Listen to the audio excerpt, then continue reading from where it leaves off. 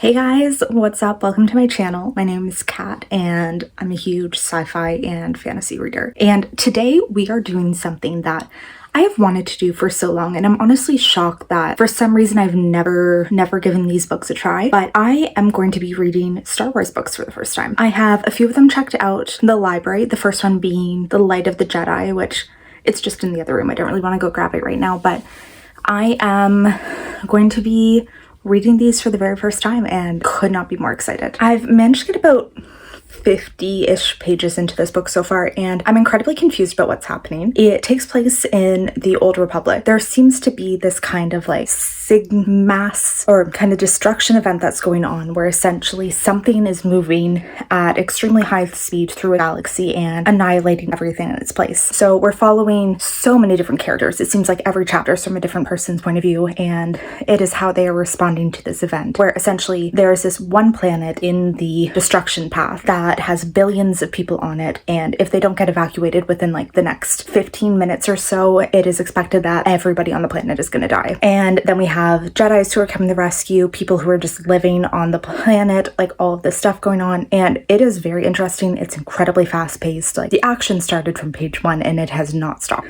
It's also like I can already tell I'm going to be very interested in this one too, because it takes place in the Old Republic, which is something that I've always been very curious about, and I've played a few of the video games that take place in this time period, and it's always so cool just to see like when the Jedi Society was at its height. So I am really excited to keep going in this book, and I'm really hoping that I like it. Decided to change into a bit more appropriate of a t-shirt for the kind of mood that we're in today. So it's fun, but it's like not really giving much else aside from that, I feel like. One thing I was really scared about going into these books is that they would like, the story's okay, it's fun, it's incredibly fast-paced, but that is 100% the issue that I'm having, is that everything is speeding by so fast that there is like no time spent on the characters, like actually getting to know them. And there's so much action happening that I almost can't keep track of it in my head. We're following like so many random characters, and every single one of them is blending together in my head right now. I don't think I could properly describe any of them to you, aside from like one of them's a Jedi Padawan, and we're also sort of following the Chancellor. Like none of it is coming together. And yeah, it's almost like this is something that they basically tried to take a movie and turn it into a book. Like it feels kind of that, like they're trying to keep up with the pacing of a movie, whereas in a book I feel like you definitely need to spend more time developing the characters and getting to know them better, and the action doesn't translate quite as well onto page. So it's just, I wish I liked it a lot more than I am right now, and I'm about halfway through right now. Well, unfortunately I am disappointed. This like really did not live up to what I was hoping it would be. It definitely was way too fast-paced, to the point that like, yeah, I feel like you couldn't focus on anything that was happening because something just like immediately happened afterwards. There was no like sitting and reflecting on the action.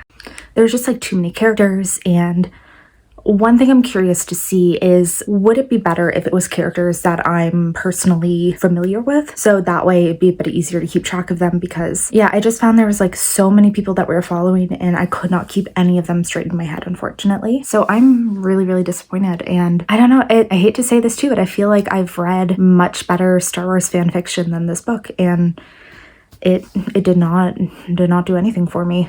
There's just so many things that I feel like I wanted to see in it. Like I wanted to just learn more about this time period, which we did. We learned a bit more about like some of the different planets and a bit more about the Jedi Order and what it was like for the Jedis in this time period, but it just wasn't enough. It was because it was just, we're so focused on the action that was taking place that like nothing else could really be explored. It was just very, yeah, there was no character growth. It wasn't that great.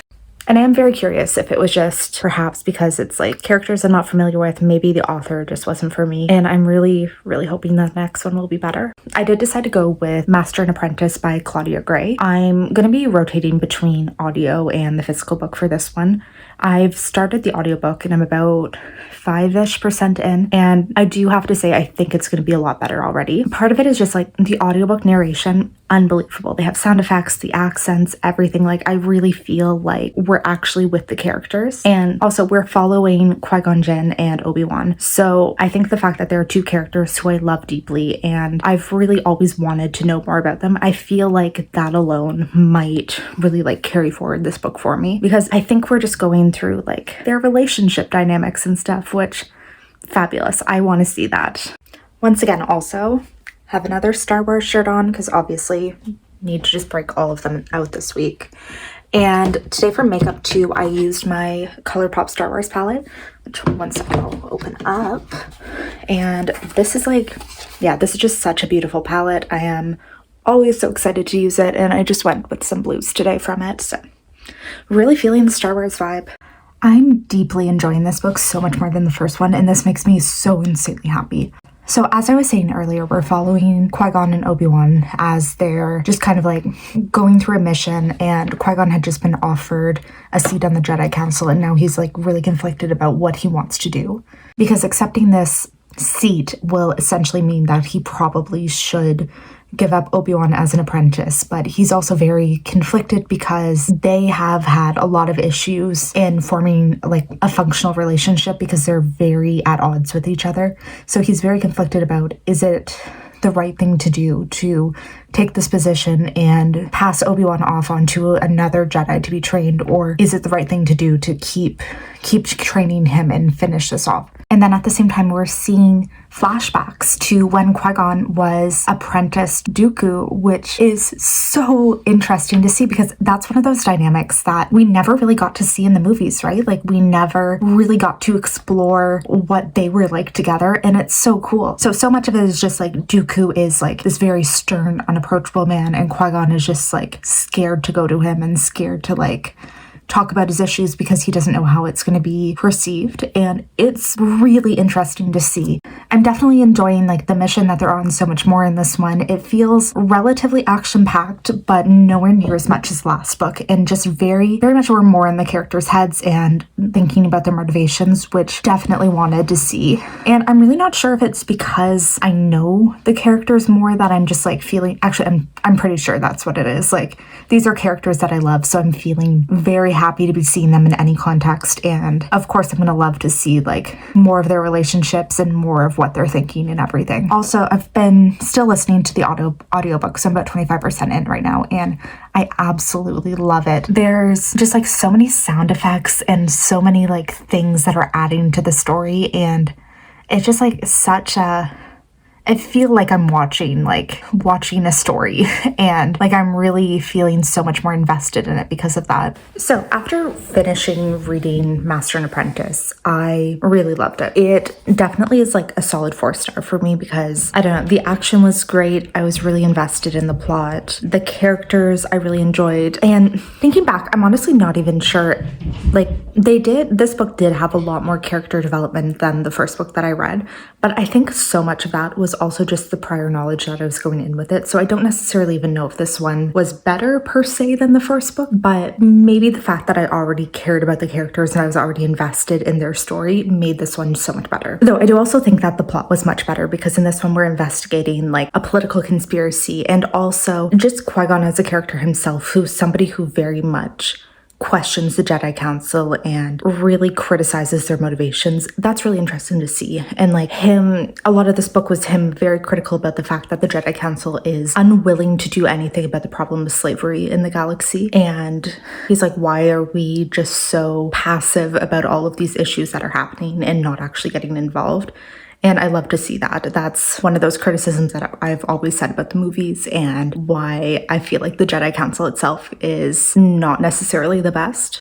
So that was wonderful. You got to see like Qui-Gon and Obi-Wan finally, like their relationship just finally sinking, and like them finally realizing the strengths and cons of each other and a way that they can make it work for themselves.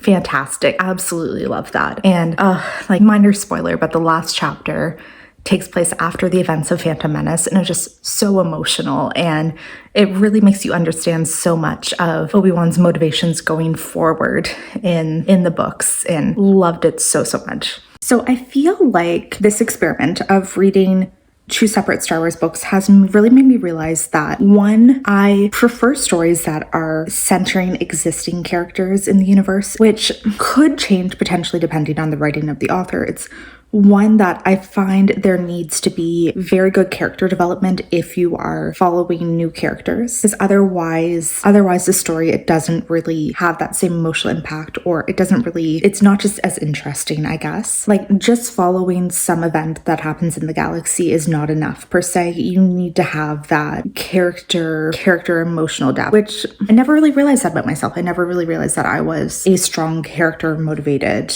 reader. Also, for any Star Wars book, I'm gonna 100% say audiobook is the way to go. It just like brought such a whole new level to the experience, because at least the one that I listened to, it had all of the Star Wars theme music. It had like sound effects of lightsabers, blasters, everything in the background, and that just like made the reading experience 100 times better. It really did feel like you were just like listening to one of the movies. So absolutely would recommend that. And I can really see myself, like, there's I think like a dozen books or so within the Star Wars universe, and I could really see myself continuing to listen to them just like whenever I need like a little pick-me-up, because it was so wonderful. So highly would recommend reading Master and Apprentice. I think that one by far was the standout book out of these two that I read.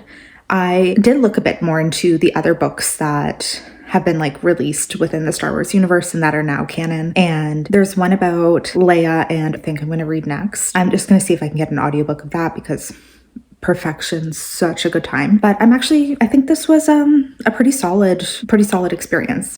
Made me realize that definitely the Star Wars world can translate well to book as well. It made me realize that like this Star Wars universe can definitely translate well into books. It just depends obviously on the author. And that's the only thing that I'm kind of like not a huge fan of, is that all of these canon Star Wars books, they're all by different authors. So you're really going into every one of them with a completely different experience, which pros and cons obviously to that. There's some authors that maybe aren't that great and you don't necessarily want to read multiple books by them. But then when you get those really good gems, knowing that there's potentially only one book by that author can be maybe a little disappointing. So that's all I have for today. Let me know if I should do another video like this sometime soon, because I would be very down to read some more Star Wars books. And if you haven't already, please subscribe, and I'll see you guys in the next one.